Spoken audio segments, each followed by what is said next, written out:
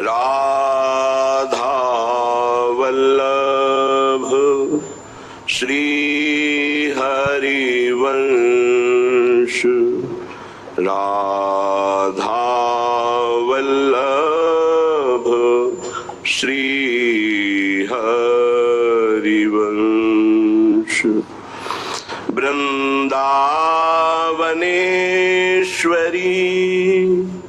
तवैव पदारविन्दम् प्रेमामृतैकमकरन्द रसौघपूर्णम्।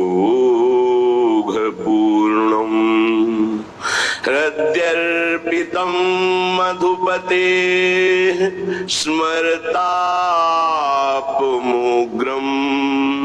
निर्वापयत् परमो शीतलमाश्रयामि, परम शीतलमाश्रयामि।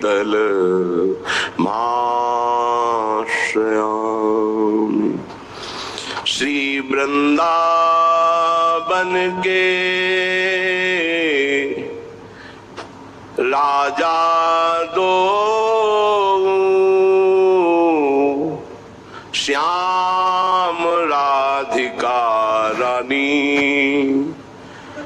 तीन पदार्थ करत मंजूरी,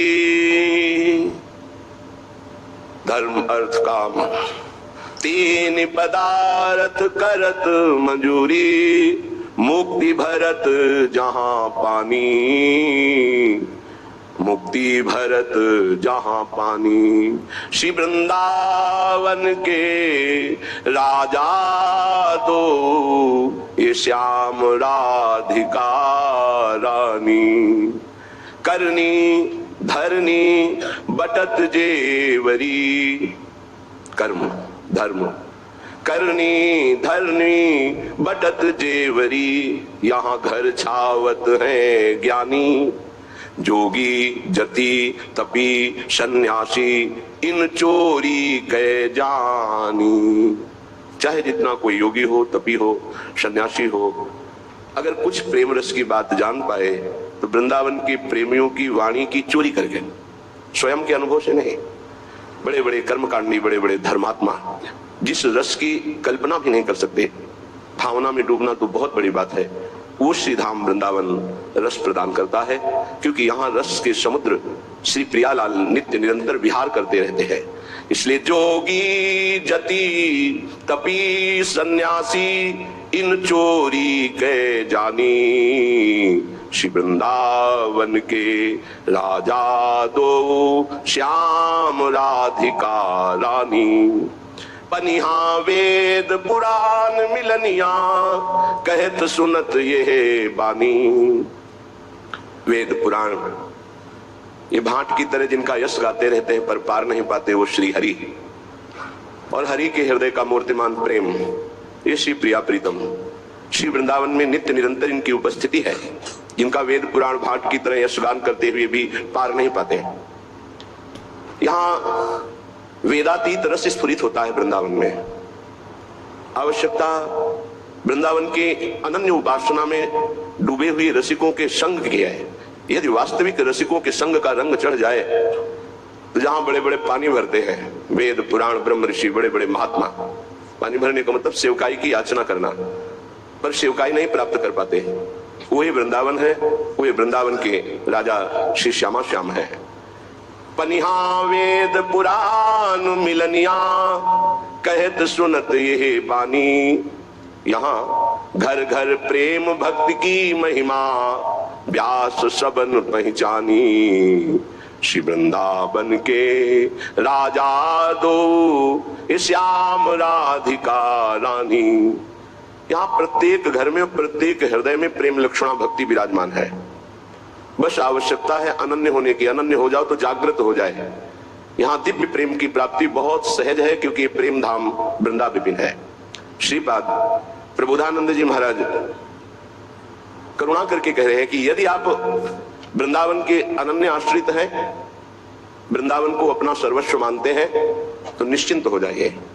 वृंदाटवी विमल चिदघन सत्व वृंदा वृंदारक प्रवर वृंद मुनीन्द्र वंद्या निंद्यानपि स्वकृपयाद्भुत वैभवेन मादृक पशून स्वचरणानुचरी करो। तो जो वृंदावन का दृढ़ भाव से आश्रय ले लेते हैं या वास स्वीकार करते हैं, उनको निर्मल चिदानंद में सहचरी वपु की प्राप्ति होती है। या वो जिस भाव वाले होते हैं, जिस इष्ट के उपासक होते हैं, धाम के प्रभाव से वो अपने इष्ट की समीपता प्राप्त करने के लिए चिन्मय शरीर प्राप्त कर लेता है। विमल चिदघन सप्त वृंदा वृंदारक प्रवर वृंद मुनीन्द्र वंद्या, बड़े बड़े मुनियों के द्वारा आकांक्षणीय और वंदनीय जो चिन्मय देह है वो वृंदावन की कृपा से प्राप्त हो जाता है। पर शर्त है, यहां साधन की शर्त नहीं है, यहां रसिकों की अधीनता की शर्त है। जैसे कोई आज्ञा का उल्लंघन करके मन मानी कि मैं बहुत वैराग्य से झोपड़ी बनाकर ऐसे से ऐसे, तो तुम्हारे आम का ही पोषण होगा, तुम्हारी अंदर की वृत्ति ठीक नहीं होगी।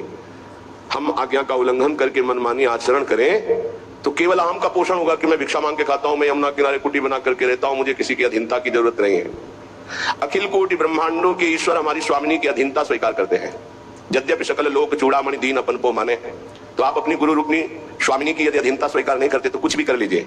सेवक जी महाराज कह रहे हैं, गुरु सेवा तज करे जबान, यह है अधर्म, यह है सबहान, कान न रसिकन मेरा है।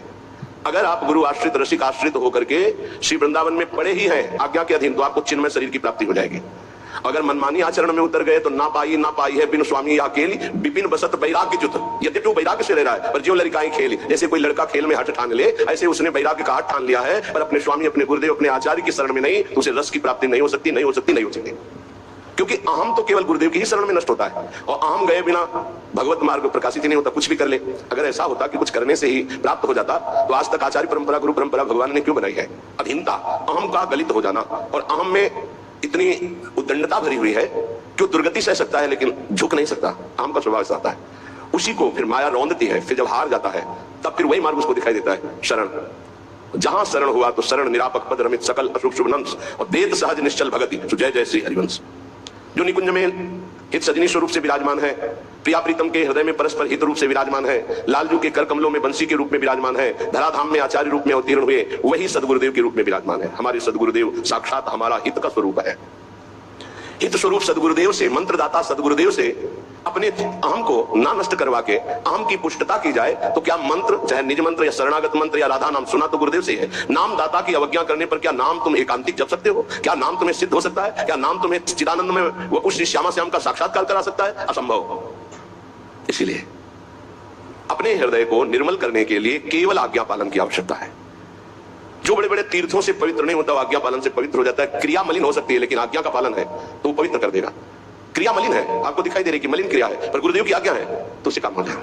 क्रिया मलिन 4 की हत्या कर दी और सैकड़ों की हत्या करने का पाप नष्ट हो गया। पीछे सुना है कि लकड़ी हरी हो जाए तो वापस चले आना, प्रसंग कई बार सबको याद होगा। क्रिया मलिन वही है, लेकिन सुख वांछा का त्याग करके तत्सुख वांछा से युक्त होकर वही क्रिया की तो समस्त पाप नष्ट हो गए। बिना ही विचार करी शुभ जानी, गुरुदेव की आज्ञा पर विचार नहीं, तत्परता पूर्वक उसमें लगन पूर्वक लग जाना। हित अहित गुरुदेव जाने, हमें जो आज्ञा करी हमें उसका पालन करना है। निंद्यानपि स्वकृपया अद्भुत वैभवेन, यद्यपि हमारे सारे आचरण निंदनीय हैं पर हम रसिकों के अधीन हैं, धाम की प्रियता है, तो स्वकृपया अद्भुत वैभवेन मादृक पश्यन् स्वचरणानुचरी करो। वो अपनी कृपा से स्वकृपया अद्भुत